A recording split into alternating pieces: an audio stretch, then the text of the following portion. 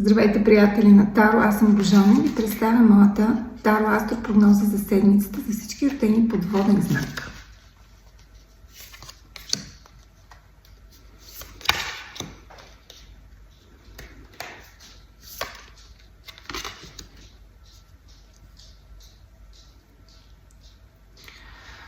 Обърнете внимание какво ви е посъветвала някоя по-предпазлива и така, как да кажа, консервативна жена.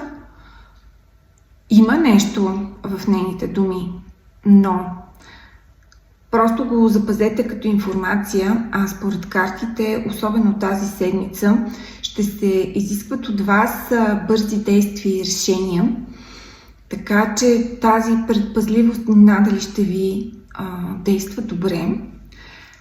По-добре послушайте съветите на мъж, който умее да говори, може би използва нови технологии, интернет и по някакъв такъв начин той постига своя успех, успява да изразява ясно намеренията си и да привлича хората на своя страна.